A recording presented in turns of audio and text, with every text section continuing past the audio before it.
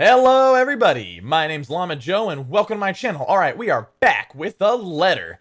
And yeah, I just say we get on right into this. And I'm planning on recording this and one more episode for tonight. Trying to catch up on some uploads and some editing and whatnot. Although actually I'm doing pretty good at keeping up with that. The biggest thing is keeping up with posting everything. Because I've got right now... 15 episodes that are completely uploaded and edited and everything that I haven't posted yet. The only thing I have to do is edit the description and like the tags, and that's it. I have the thumbnails and the video and all that. That's already up. So I just have to, it's just a matter of doing it. And then I have now, after I finish up tonight, I will have an additional 8 episodes or 9 episodes that will need to be uploaded. I'll have them edited, but then they just don't need to be uploaded. So that's honestly the longest part of everything is like getting I can get recordings done like that, and then it takes forever and a half to get everything uploaded and edited and posted, and it's just it's a time consuming thing. So I'm basically gonna have my weeks where I do a lot of recordings, and then I'll have my weeks where I do a lot of uploads, and I'll just be kind of posting stuff throughout. So this is one of my recording weeks, and the next week will be one of my my upload weeks. So I say we get into this. Zach has seen me at my lowest plenty of times. Why does all of it matter now? The sun hangs lower when I stumble back into consciousness and drag myself downstairs. Around this time, the patrons usually start to trickle into the main lounge until it reaches a peak around midnight. Today, however, it remains thin. But considering what day it isn't too worrisome for the kind of business G runs. He has always complained about the lack of a decent crowd on week start, although he doesn't really begrudge his customers for it.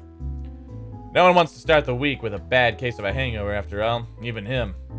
Which makes the concerned look he gives me come off a bit too odd.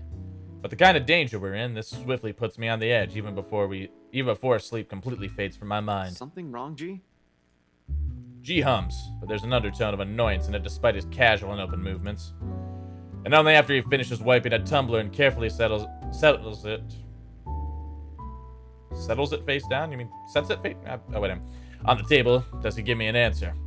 The way he stares back at me honestly makes me squirm. It feels like I'm being stared down by my primary school teacher for sleeping in class again. Nothing much. Monday's still a slow day for this place. But you might want to check on your friends, kid. Looks like one of them woke up on the wrong side of the bed while you were out. I'm gonna go and assume that was back. Another question forms in... I almost started talking like him. Another question forms in my head along with a small, confused frown. Though before a single syllable slips past my mouth, Rebecca's irate voice, yep, I called it, rings out from some part of the main lounge. From the sound of it, it appears woke up on the wrong side of the bed is a complete understatement. Alone? You know we can't just go in there. But we don't have any other choice, Becca. Oh, great. There's really no other way. We have to go there. If you'll just... Isabella, no. Whoo, boy. All right. Well, good thing to know that they didn't apologize after a good night's rest. That doesn't sound too comforting. Once Rebecca assumes that kind of tone in an argument with Isabella, it usually ends with one of them walking out or both giving the other the silent treatment. It lasts for about a week at most if it's really bad, which really isn't what we need right now. I hope the bad blood from this morning will simply blow over after all of us have gotten a decent rest. I should have expected things won't be the same with them as it is with Zach and I. Turns out sleep isn't just what some of us need. Even G appears to understand it, in spite of his efforts to look as unconcerned as possible, and there's a tense set on his shoulders. A nervous edge lingers in his eyes as it occasionally flickers over where Rebecca and Isabella's voices are coming from. He doesn't want to deal with this, especially at the start of another busy week. Neither do I. Things have worked out well between them before without Zachariah meddling. But the imploring gaze G directs at me leaves me with no other choice, and almost feels like he's guilting me into doing something about it. I hate that it's working. You know how I run this pub, kid. No fist fights, no cat fights, only good booze, bad puns, and off-key singing. It's a good way to live life. Go fix it before it blows up in your faces. I'd hate to throw 2 girls out of this place over a petty argument. It's probably not as petty if Rebecca already shouting like that, but I give him a nod nevertheless. Sorry about this, G. He hums something under his breath for an answer and waves me off, turning away and returning to his work without another word. Even with the lack of a sizable crowd, he likes to keep busy, or the same in that regard. Can't remain still, always has to stay moving, doing something, thinking, whatever keeps the brain at work. I leave him to it shortly after. Rebecca's voice rings out once again, followed by Isabella's. The part of me wants to thank him for all the trouble he has taken for people he barely even knows. Once this is over, I should probably find some way. In the meantime, I have this immediate problem to fix. Gotta get to this before it turns out a shitstorm both of them will regret. And I know both of them will. For all of Isabella's complaints about Rebecca's bossy attitude, or how annoying Rebecca sometimes finds the other's childlike demeanor, it's a friendship they both cherish in their own way. Oh, great. Ooh, I wouldn't. If I saw the faces of that on two women when I walked into any place, I would immediately turn around and walk out, because I value my life. Rebecca's already on her feet when I spot them in an instant deserted away, or almost, sorry, my god, okay. Rebecca's on her feet when I spot them in an almost deserted area of the pub. I'm willing to bet my entire life savings that people are staying away only because of the brewing storm. Rebecca can have quite the mood when she's crossed. I can't speak for Isabella, I rarely ever see her seething, but from what I've heard, it can be very unpleasant.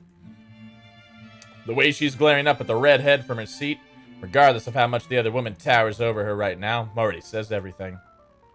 Empty plates have been left neatly piled in one corner of the table they occupy, a conversation that turns sour sometime after a late lunch then. Good thing they're already done and nothing's left to be spilled. Oh god, that was in my ears and that hurt. Because in the next moment before I can approach and intervene, Rebecca slams her palm on the table. It sends the silverware clinking sharply against the surface. Isabella flinches momentarily. We both do. Though she shows no indication of surrendering in the face of Rebecca's temper. Everything escalates from there.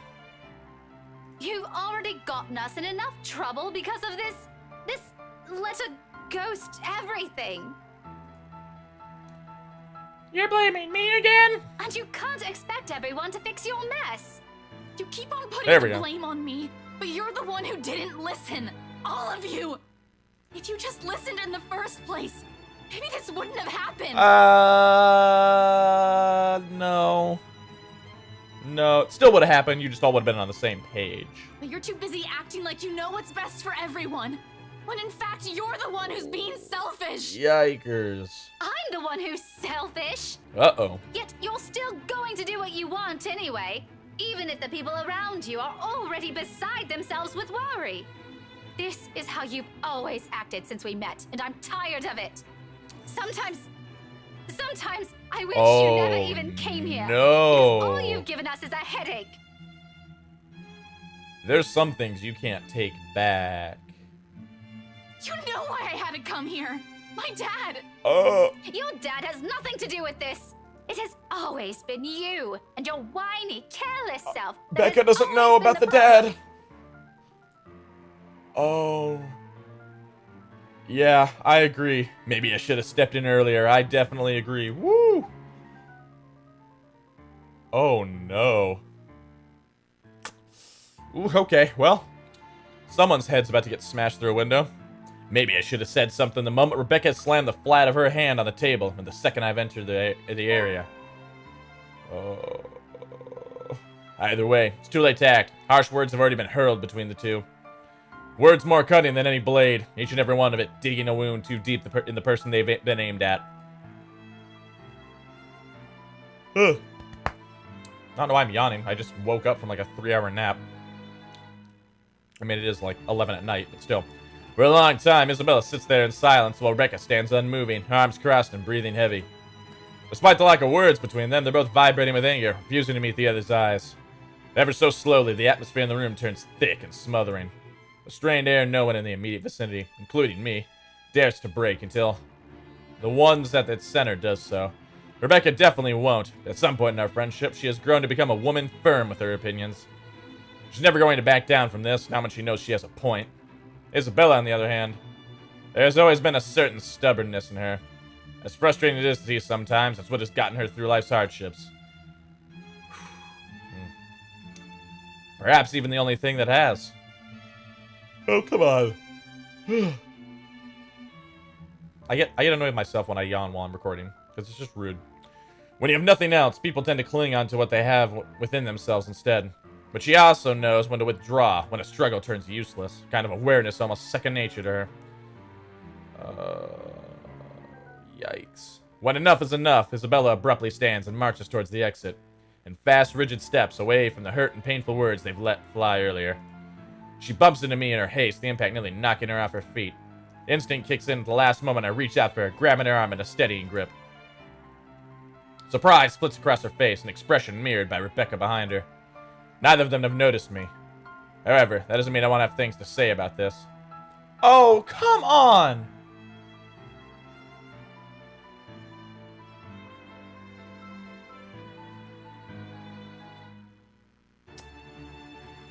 Oh, God.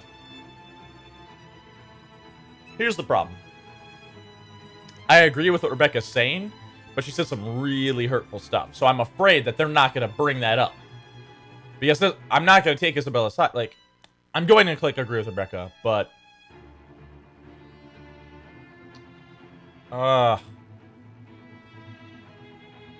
That's... there's no obvious choice for this one like there is normally. Oh, that's rough. Okay. Alright. Yeah. Now, let's read that journal entry real quick. Well, I regret the decision I just made. When Ashton showed up at the pub's main lounge again, he caught Rebecca and Isabella in the middle of an argument. The latter insisted on going back to the mansion, but the former strongly opposed. Sorry. Man, guys, I'm really sorry about him yawning so much.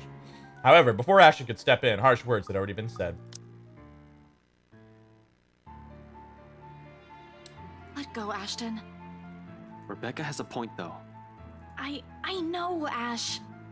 I just thought we'd find something in there. Don't tell him that you're going to the mansion alone. Oh. That if I go back, we'll get the answers we need. See, I agree with what Rebecca said about Isabella staying back, but I wanted to take Isabella's side only because, like, Ash is doing the same thing, and if she finds out, she's probably gonna go anyway. I found the letter there, so maybe, right? It's not that I don't agree with her. Hell, I've been considering the same thing. It's the only lead we have, after all. But Rebecca also has a point I will always agree with, no matter how desperate I am. It's not going to be a simple walk in the park. Who knows what we might find in there? If she comes with me, I won't be able to guarantee her safety. She'll be in even greater danger. Hence, alone. Exactly as I have told Zack. If there's a need to go back to that accursed place, I'm doing it on my own. Whether or not the rest of them agree with this plan is inconsequential. Their well-being is my top priority, and I'm not about to just drag them in there with me. So I tell her as much, despite the determination and desperation in her eyes, anything to keep her safe. Get it, Belle. You're not going back to that mansion. But Ash, what about... This isn't up for debate. Do you really think they'll just let you in? Do you really think they'll give a damn if you walk in there carrying that stupid letter of all things?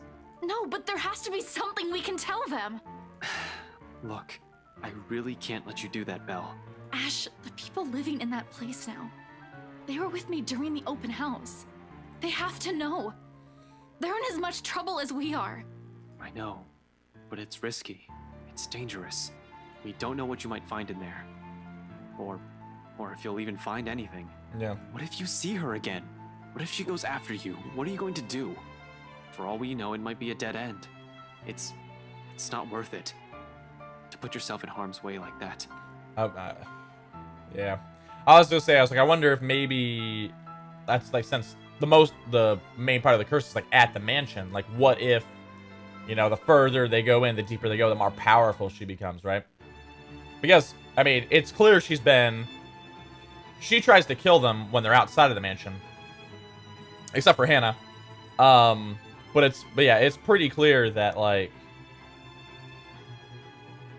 she's been toying with them for the most part when they're, like, and so I kind of wonder if, like, she is a little more powerful and can do more harm when they're at the mansion. So, even more of a reason why I don't want them to be there. Isabella offers no response, not even a form of resistance, no further argument like I've come to expect from her. Uncharacteristic. Just a silence that stretches far too thin, till the air in the whole room grows heavy. She merely averts her gaze and hastily wipes the tears off her cheeks. Like she only noticed them in that moment. Then, without another word or even meeting my eyes again, she gently brushes away my hand and runs off, leaving an awkward hush in her wake.